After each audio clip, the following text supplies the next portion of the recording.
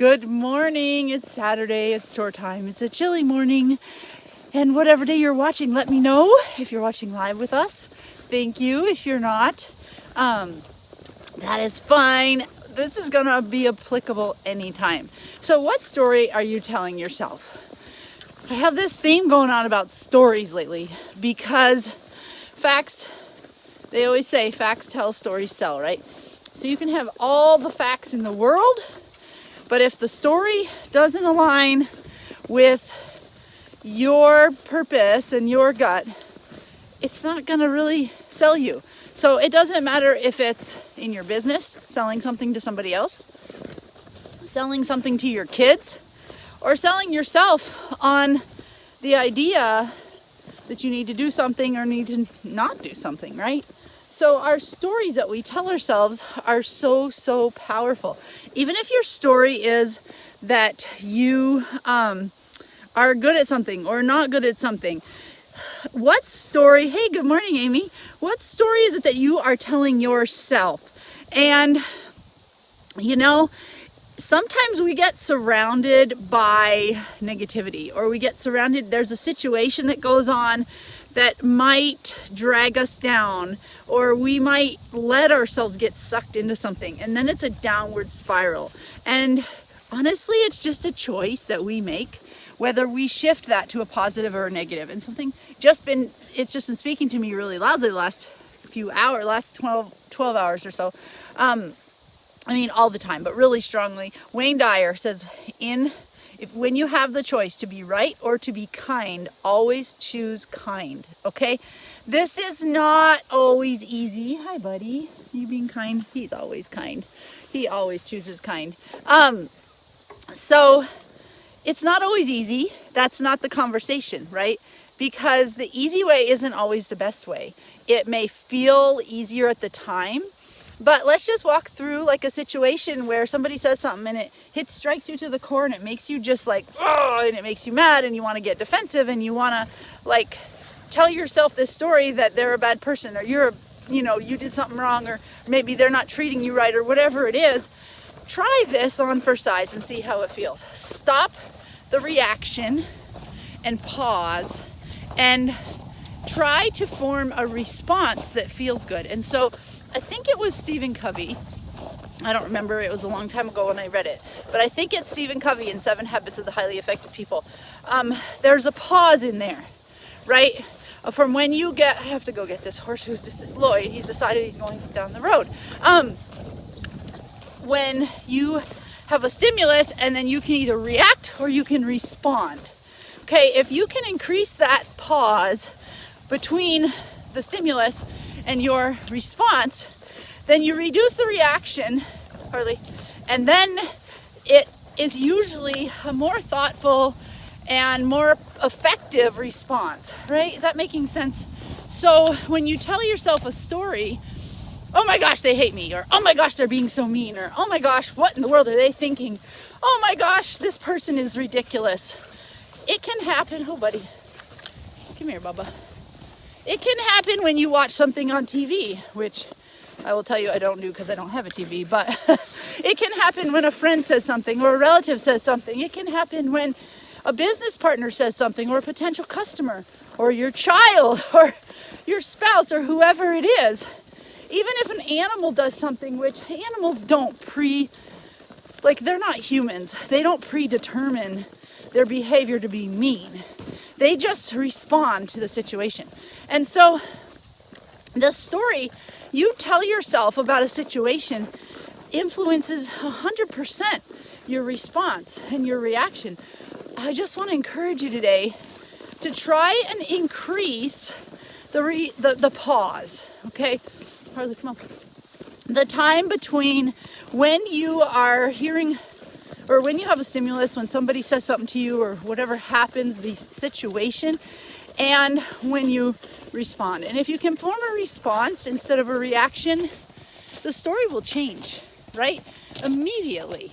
Because if you can approach it from a kind, abundant mindset, stop and think about the other person's perspective, right? Because he says, I'm not really ready to go back yet. stop and ask yourself, well, what is this person feeling right now? Come here, buddy.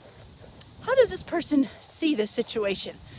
It doesn't mean you have to change how you see it, but what it means is you develop a compassion and you will respond in a way that is much less inflammatory. So you can throw fuel on the fire, or you can throw water on the fire and have a harmonious outcome, or have a really wild inflammatory outcome that feels icky for a long time. So it's just been, there's so many things going on right now, and it doesn't matter if it's in your business, it doesn't matter if it's in your family, it doesn't matter. We have so much craziness and division going on right now in our world. It's just nuts. And so I really feel like we each have a responsibility to manage. If we all manage our response in a kind, compassionate way, it doesn't mean you become a doormat. It doesn't mean you accept things that are hurtful or create more. You just lay down and just allow something. In fact, I believe being kind is standing up for what is right, even if it's hard. But if you do it in a compassionate manner, then you can change your story. And how much better do you feel when you leave an interaction and it has been a positive outcome? You feel like you've left the situation in a better way than you arrived. If that person was maybe upset, or maybe the person was really kind and you both had a really good interaction, or maybe it was a situation where there was a misunderstanding and you chose to take the high road. Even if it meant, like Wayne Dyer says, being kind instead of being right. But what does being right mean, really, anyway? That is, sometimes it's black and white and sometimes it's not. And so if we're willing to choose that option, I just believe if we can make the shift in our heart, each individual interaction, one person at a time, it's going to change the world, right? Because if we each take care of our own little backyard, the old saying, like, clean, keep your own backyard clean, everybody's backyards will be tidy. And it doesn't mean we're not going to have messes. It's just like I posted earlier.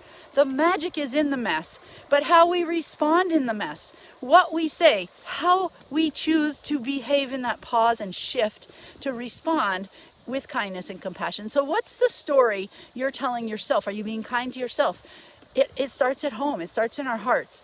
This is not easy, you guys. It takes practice. It takes surrounding yourself with positive, uplifting everything. People, quotes, music. If you're filling your mind, if the story that's being input into your computer, in your brain, is negative or inflammatory or dramatic or accusatory or any of those things, it's easy to go down that road. And I was listening to Rob Sperry this morning, and he talked about duplication in your business. Whatever you do well gets duplicated sometimes. Whatever you do poorly gets duplicated all the time. I don't know what the phenomenon is. It's the same thing when you train a horse. If you show them something wrong, if you let them get away with something once, they've got it for life. But trying to get them to do it right, it takes a little bit of fixing. Hang on, buddy. I gotta get your halter. But that's just the way life is. It's human nature, I think. So it takes practice to show up in a way that is kind and compassionate. But I want to encourage you to do that today. We're not going to get it perfectly right every time, and that's fine, because we're not perfect humans. Nobody's perfect. So don't hold yourself to that standard. I have to tell myself that a lot, because I do that. I tend to hold myself to perfection. Not others, but myself. So I want to encourage all of us today, change your story to a realistic, kind, compassionate story, and increase the pause between when you are you get the interaction and you receive the stimulus to your response, so that you're not reacting in a way that could cause more problems or damage. So hopefully you all have an amazing Saturday. If you know somebody that needs to hear this, please feel free to share. We all can use a reminder, myself included. We can all help each other and encourage each other on this path. So have an amazing day, you all. I appreciate you on this journey and on these chores with me, doing these chores in the morning. Love you all. We'll talk to you soon.